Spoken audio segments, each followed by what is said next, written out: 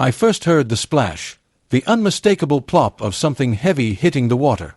When I raced out to my dock, fishing pole in hand, I found myself confronted by a brand new wrought iron gate shining under the sun like a smug monument to absurdity. Behind it was a shiny silver plaque that read, "Private HOA access only. Violators will be prosecuted." My dock, my lake, my property, blocked off as if I were some trespasser in my own backyard. And the cherry on top, a security camera aimed straight at me, blinking red like a robotic middle finger. That's when I realized something ridiculously sinister was unfolding. And her name, as I would soon discover, was Karen Rausch. Living by the lake had always been my dream. After 27 years of designing highway overpasses and drainage systems, I finally cashed out and moved into a quaint A-frame cabin tucked away at the edge of Hemlock Lake, a peaceful blue haven nestled among pine trees. My backyard gently sloped into a patch of reeds that opened up to the water. Every morning, I'd walk barefoot to the old wooden dock with my thermos in hand, fishing amid the mist. I had paid off the land entirely, no mortgage, no liens, and certainly no HOA, or so I believed. That morning, instead of casting a line, I stood slack-jawed in front of the unauthorized gate that now severed my access to tranquility. I followed the fence with my gaze, black steel bars stretching in both directions like some dystopian train track, running all the way to my neighbor's property line before snaking back toward the private road leading to the rest of the subdivision. Who in the world installs a fence around someone else's lake access without bothering to knock on the door? Later that afternoon, the answer approached me on the gravel path in the form of Karen Rausch, HOA president, clipboard clutched to her chest as if it contained the 10 Commandments. She wore a stiff lavender blouse squeezed into sandals far too ambitious for gravel and sported a smile so tight it could curdle milk. Before I had a chance to say anything, she smiled and gestured toward the gate as if revealing a grand prize on a game show. "Hello there. We've installed a protective barrier around the lake for AIS," she said, as if announcing some town-wide bake sale strictly for residents within the association. "You understand, of course, liability concerns." I blinked. "I live right there. This is my lake access." Karen tilted her head and laughed as if I had said something charming but wildly incorrect. "Well, technically the access strip resides on a parcel now maintained by the Hemlock Shores Homeowners Association.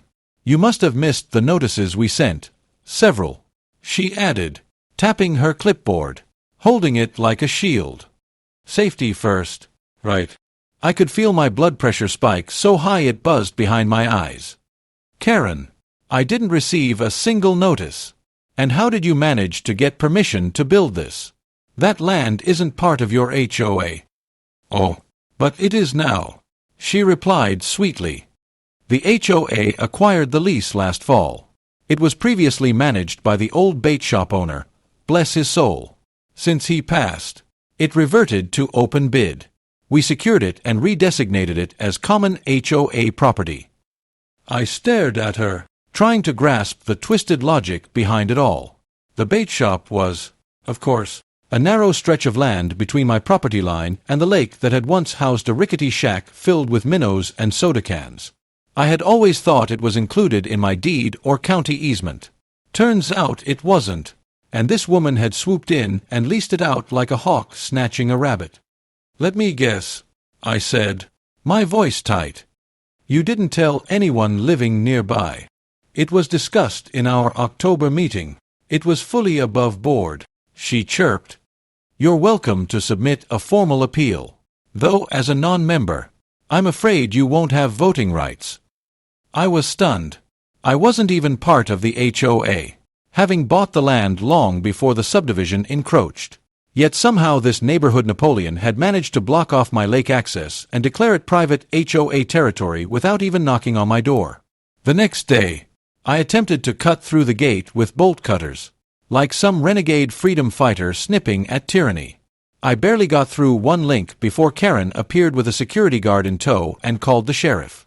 To his credit, the deputy looked just as baffled as I was, but after checking the property maps, He confirmed that while I owned the cabin and surrounding land, the parcel with the dock and gate was technically under HOA lease. I couldn't believe it. Karen observed the scene unfold as if sipping a martini at the opera.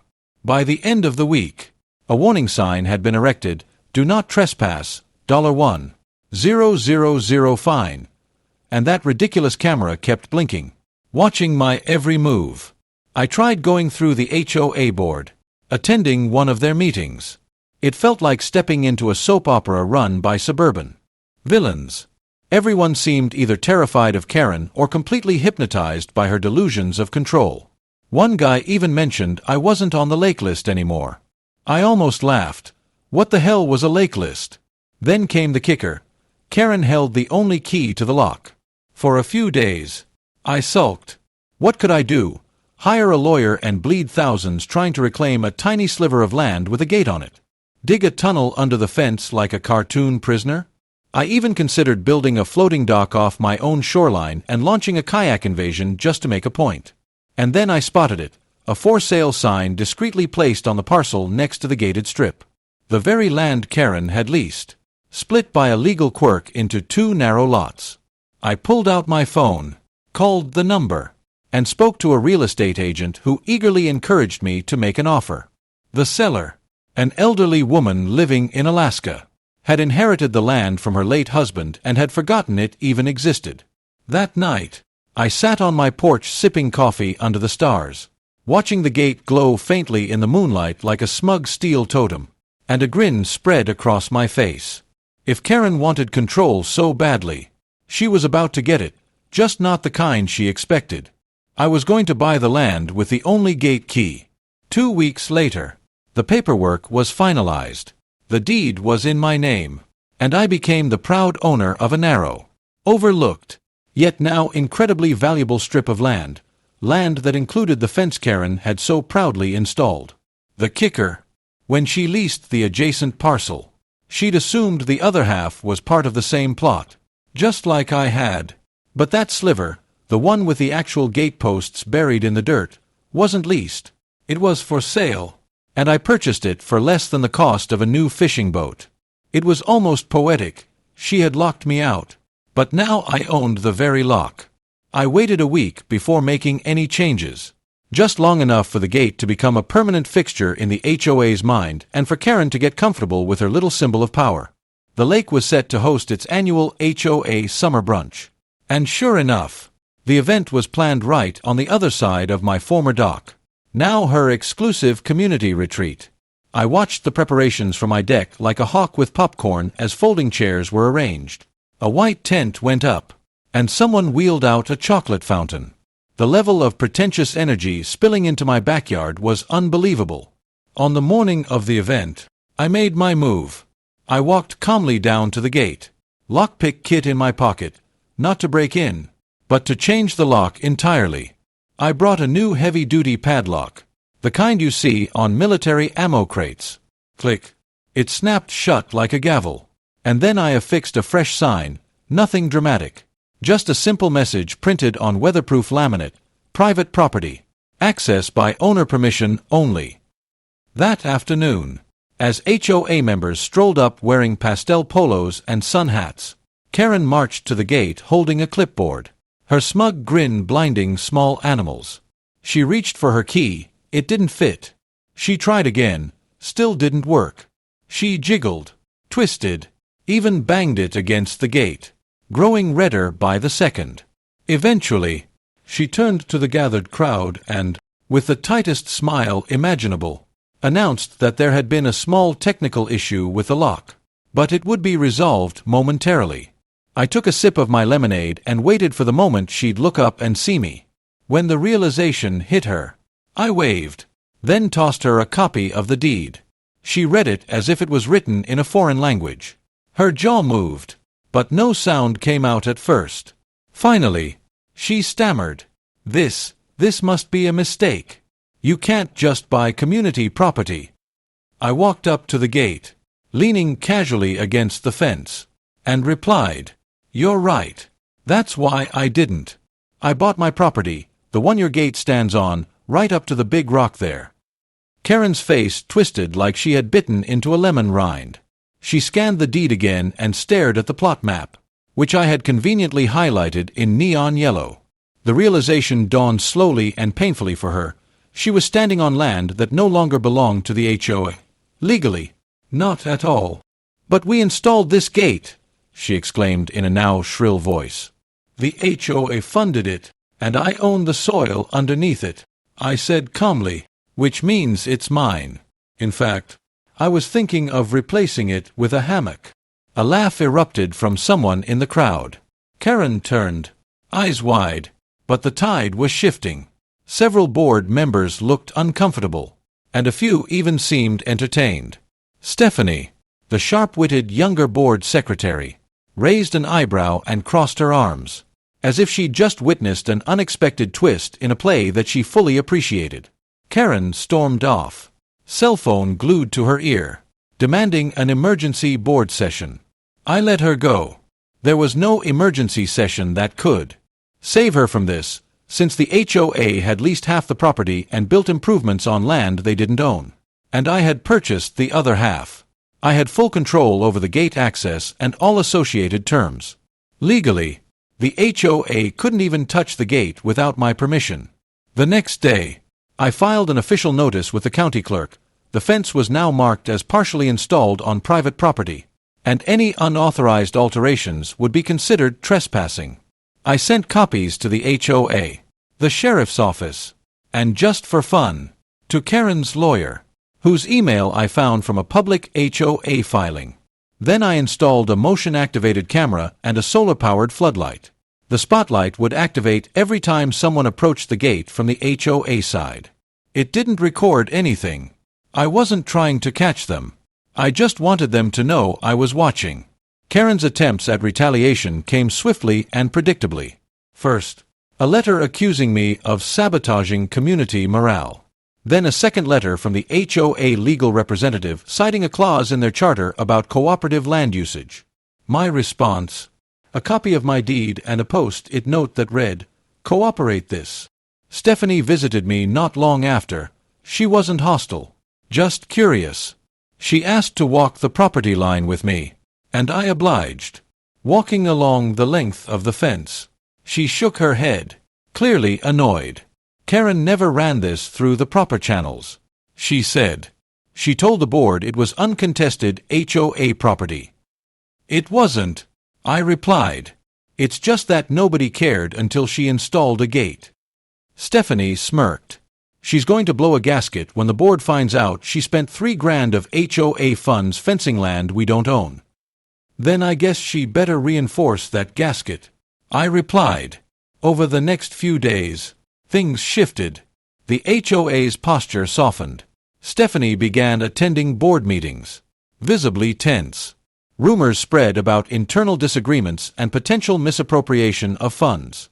One board member resigned, and another requested a full financial audit. Karen. She filed a complaint with the county zoning office that backfired spectacularly. The zoning official came out, checked the parcel lines, and told her, in no uncertain terms, that she had no authority over that stretch of land. Worse, she'd have to request formal permission if she wanted to host any HOA events on it.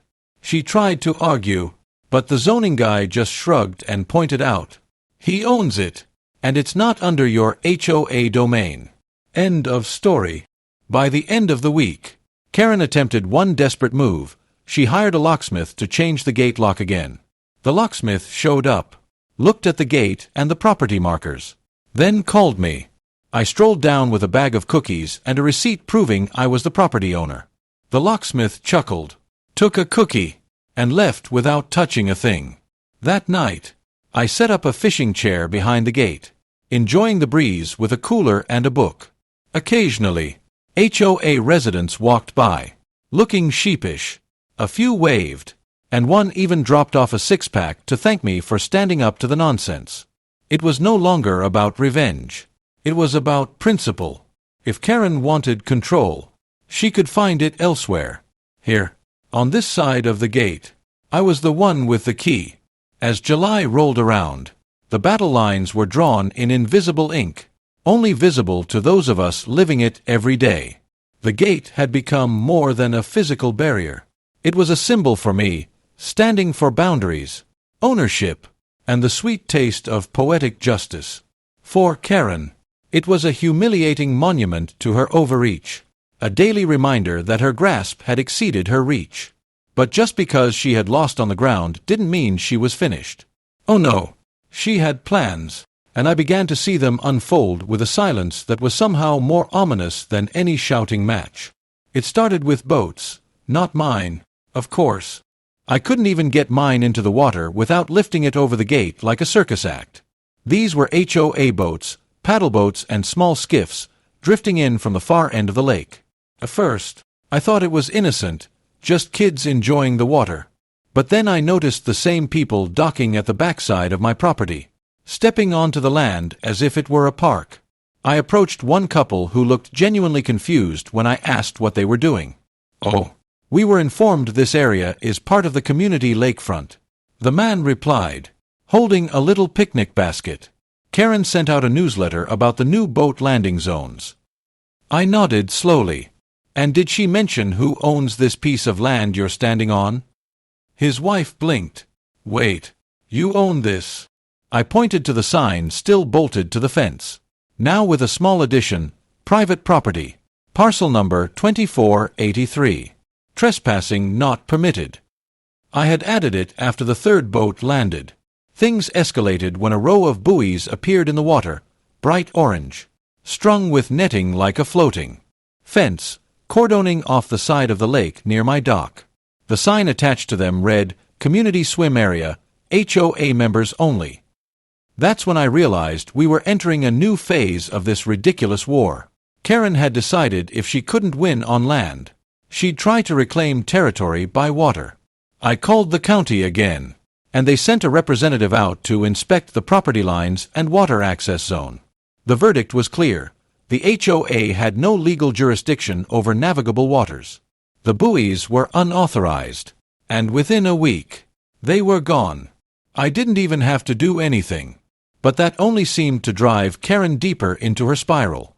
The following week, a teenage neighbor handed me a folder, passing it over like it contained state secrets. Inside were scans of the most recent HOA meeting minutes, which his mom had printed and left out on the kitchen table. The notes were gold. Stephanie had repeatedly objected to Karen's decisions, and Karen had steamrolled over her. More interesting, however, were references to potential lawsuits against me, a reclamation strategy, and a proposal to designate the disputed strip as common greenway space through a contested vote. I couldn't believe it. She was attempting to vote her way back into ownership of land I'd bought outright. It was time to stop reacting and to start pressing my own buttons. I called up an old buddy of mine, Brian, an engineer like me but with a far more interesting current job. He worked for the Municipal Zoning and Planning Office. After a chat over coffee, we delved into some ancient property records and discovered something fascinating.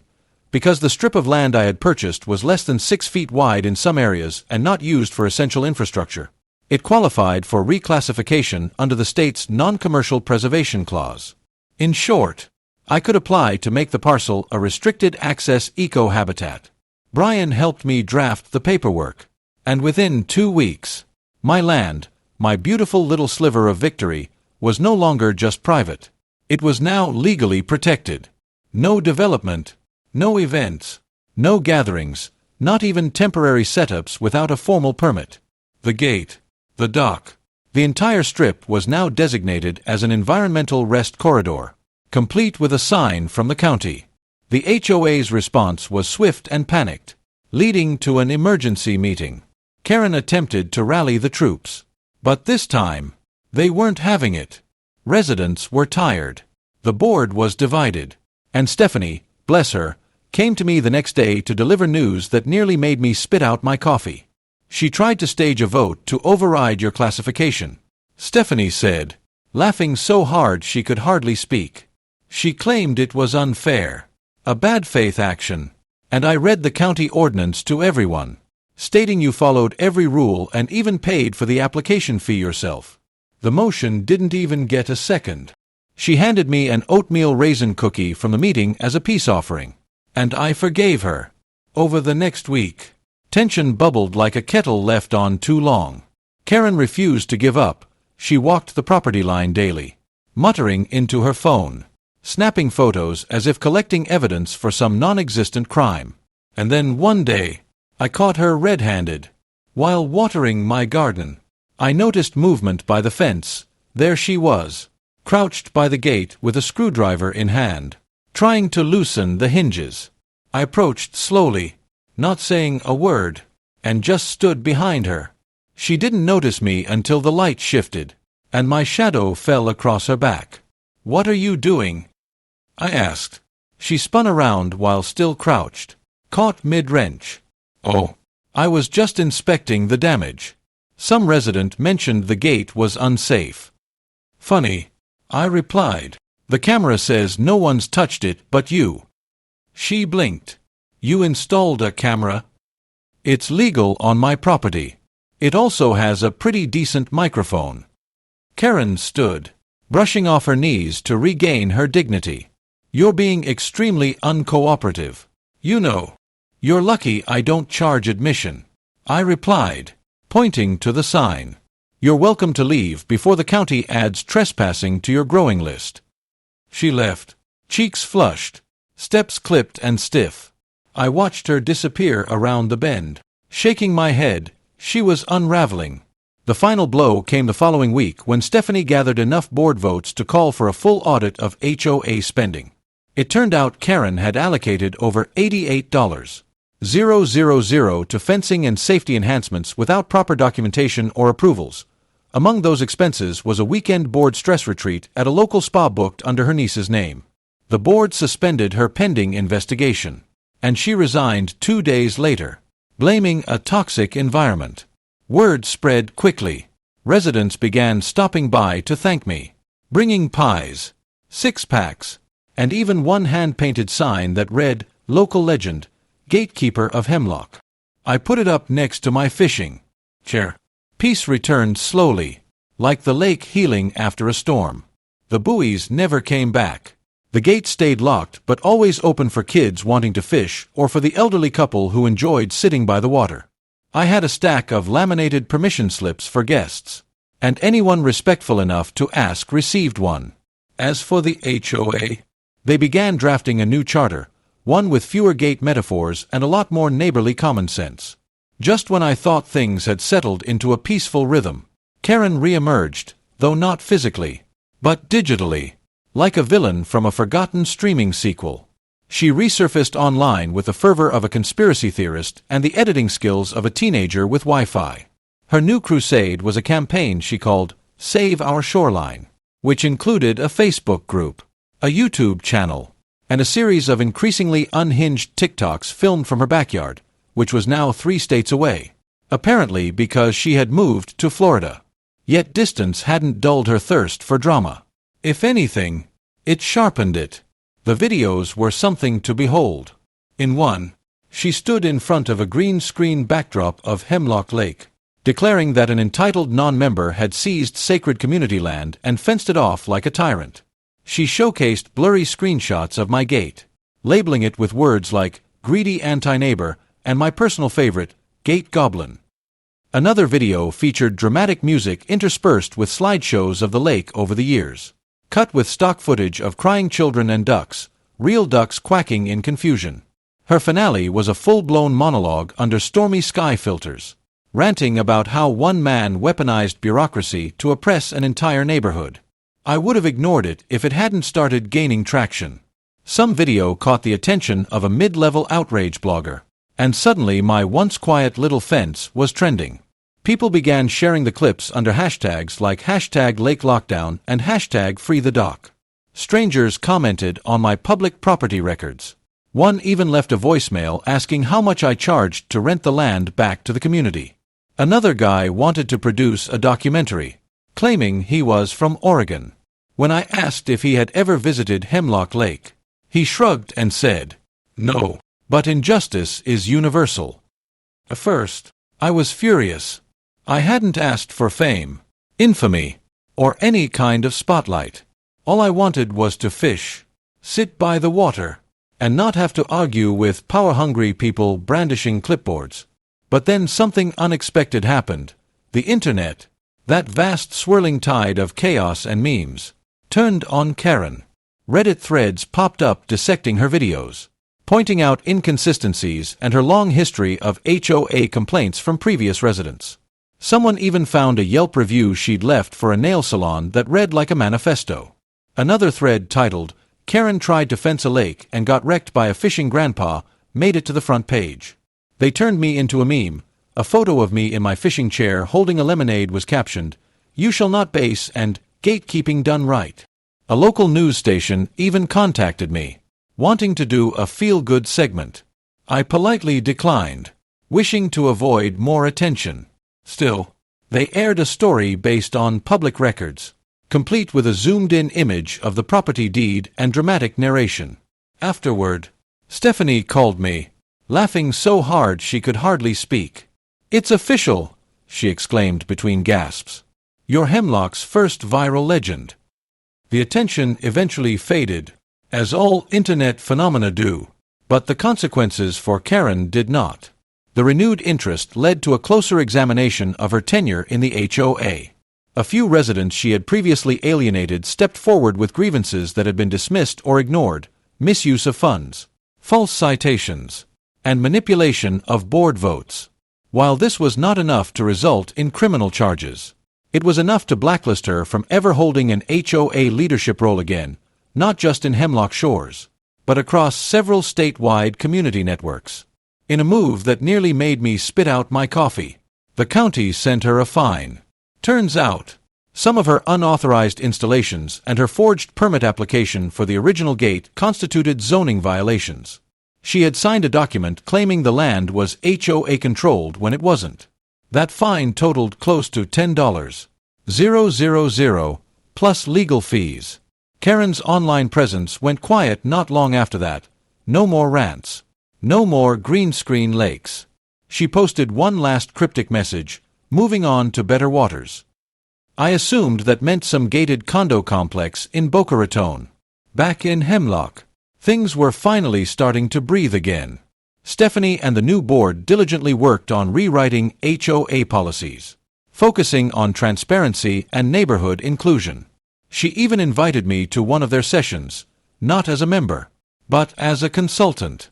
I declined the official invitation, but agreed to stop by with donuts and sarcasm, which seemed like a fair trade. One morning, I walked to the gate and decided to make one final change. I removed the heavy-duty padlock and left the gate wide open. In its place, I installed a small post with a laminated sign that read, "Access granted by courtesy. Respect earns welcome. Entitlement earns nothing." It wasn't a legal restriction anymore. It was a test of character. You'd be surprised how many people actually asked before stepping through. That week, a teenage boy I hadn't seen before knocked on my door. He introduced himself as Mason, saying his family had just moved in and he heard I owned the best fishing spot on the lake. "I'm not going to lie," he confessed nervously. "My friends dared me to sneak in, but my grandpa always said the right way is slower and doesn't burn bridges." I looked at him for a moment, then handed him a permission slip I kept in a folder under my porch swing. "Welcome to the lake, Mason," I said. "Just clean up your bait wrappers and don't scare the fish." His grin could have lit up a room. The following weeks were peaceful in a way I hadn't experienced since moving here. Kids fished, retirees strolled along the shore, and even the raccoons seemed less aggressive. The gate stood open, but its story lingered like ripples on water. Strangely enough, people started treating the area with more respect than they ever had before. Perhaps it was the story, perhaps the quiet symbolism, or perhaps they simply didn't want to end up in one of my revenge tales. Shortly thereafter, I received a letter from Karen. It wasn't threatening, nor was it an apology. Instead, it was oddly formal. She mentioned that she had reevaluated her relationship with leadership roles and was working with advocacy groups to prevent HOA abuse in her new state. She included a pamphlet for one such group and a handwritten note that read, We may have started as enemies, but maybe we both taught each other something. I didn't respond. I figured letting it end there was more powerful than anything I could say. Besides, I had fish to catch. Thus, the gate remained, weathered, sturdy, slightly off-kilter from years of tumult, but open, not out of obligation, but because I could. The irony wasn't lost on me. A fence meant to keep me out had transformed into a symbol of who could come in. And the key wasn't made of metal, it was forged from manners. A year later, to the day, I stood on my dock, thermos in one hand and a fishing pole in the other, gazing at the same patch of lake that had once been the center of one of the most ludicrous property disputes in county history. The gate still stood, albeit with faded paint and metal that had taken on a rustic charm, giving it character. I had left it there on purpose, not to gloat, not even as a warning, but because it had become a vital part of the story, and sometimes symbols matter more than structures. Stephanie had organized a Lake Appreciation Day, a low-key celebration honoring the efforts made to clean up the shoreline, revise the HOA bylaws, and recognize the neighbors who had come together when things went sideways. To my utter horror, she included a surprise segment she called Hemlock Legends. I didn't know this until I heard my name being called through a megaphone and turned to see a small crowd applauding as kids held up hand-painted signs that read, "Thanks, Gate Guy," and "We love the dock." One child even drew a cartoon of me in a fishing hat with a laser beam shooting out of the gate. I still don't understand the laser part, but it was impressive artwork. I tried to wave them off, but Stephanie tugged me to the front and handed me a plaque, real wood, carved, reading, in recognition of community integrity and unmatched patience. I half expected it to say, most likely to cause petty chaos, but it was surprisingly tasteful. A kid asked if I was going to write a book about everything. I told him if I did, it would be titled Karen and the Fence That Couldn't. As I stood there surrounded by laughing neighbors and the aroma of barbecue wafting across the lawn, I realized something strange had occurred. Somewhere between property disputes, internet fame, and wayward HOA meetings, we actually transformed into a better neighborhood. People talked to each other now. We shared tools, recipes, and the occasional gossip. The board was transparent, the rules were clear, and most importantly, there hadn't been a single gate-related incident in 6 months, a practically miraculous milestone. Later that afternoon, Mason showed up again. He had grown an inch or two and brought his younger sister with him to fish. I handed her a mini rod I'd had lying around, showing her how to bait a hook without flinching. She caught her first bluegill within 10 minutes and screamed so loudly you'd think she'd hooked a shark. Mason gave me a thumbs up from across the dock, and for a moment, everything felt precisely right. Then, of course, came the twist. Around sunset, a silver sedan pulled up near the end of the road, and a woman stepped out, sunglasses, a floral scarf, and flats far too white for a place with dirt paths. She walked slowly, deliberately, taking in the view. People noticed and quieted. Someone whispered, and I caught the name before it even reached me, Karen. She stood by the gate, staring at it like someone visiting a ghost from a bad decision. To her credit, she didn't approach anyone or cause a scene. She just gazed at the water for a while, then reached into her bag and pulled out a small box. She opened it, looked inside, then closed it again without taking anything out. I didn't move or say a word. Part of me expected her to shout something, perhaps demand an apology or whip out her phone to film me. But she merely turned back toward her car, paused, and looked at me. Still got the key. I raised my thermos slightly in acknowledgement. Still don't need to use it, she replied. She gave the faintest nod, then turned and left. No dramatics, no swan song, just a quiet exit. The moment passed, and the conversations resumed. Stephanie approached me and asked if I was okay. I shrugged.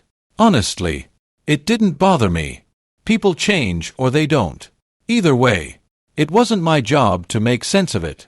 My duty was to watch the water, ensure the kids didn't hook each other, and keep the chairs from sinking into the mud. That night, as the sun dipped below the treeline and the lake shimmered gold and orange, a few of us lingered behind to roast marshmallows. Mason narrated a dramatic retelling of the Great Gate War using stick figures and fire pokers. A retired couple offered me homemade apple pie, thanking me for helping steer the HOA away from disaster. I didn't do much, I told them. I just stood my ground. They disagreed. Eventually, the crowd thinned out, and I found myself alone again, sitting in my weathered chair as the lake whispered its quiet lullaby. I looked at the open gate, the plaque on the post, and the worn trail where hundreds of respectful feet had passed. It was amusing. Just a year ago, I had been locked out. Now, people traversed freely but under my terms and one simple rule: don't be a jerk.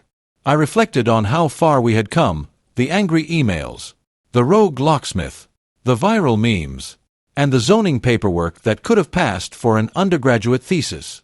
I pondered how a ridiculous little fence evolved into a tale of pride, petty battles, community rebellion, and accidental heroism. And through it all, the lake remained unchanged, shimmering patiently, awaiting. Just before heading inside, I reached into the little tackle box I kept by my feet and pulled out the original padlock Karen had installed on the gate. I had kept it as a reminder. It was rusted now, frozen shut from time and rain. I placed it on the gate post and left it there, a silent trophy, a relic from when lines were drawn in metal instead of kindness. As I turned back toward the house, the porch light glowed warmly in the dark.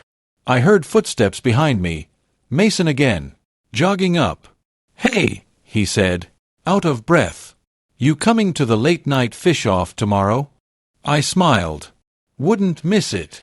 "Cool," he said, then paused. "Also, someone put your fishing hat on the HOA bulletin board as a joke, like stapled it." I raised an eyebrow. "Was it you?" "Maybe," he replied, grinning. "Community art, right?" I chuckled. "Remind me to charge you rent next time." And with that, I headed inside, laughter echoing faintly behind me. The lake remained quiet. The gate stood open. And the story that began with a lock concluded with something far more significant, a legacy not solely of property rights or neighborhood battles, but of standing up, remaining patient, and understanding that often, the best key is not one you hold in your hand, but one you give away freely, with a dash of trust and a whole lot of wisdom.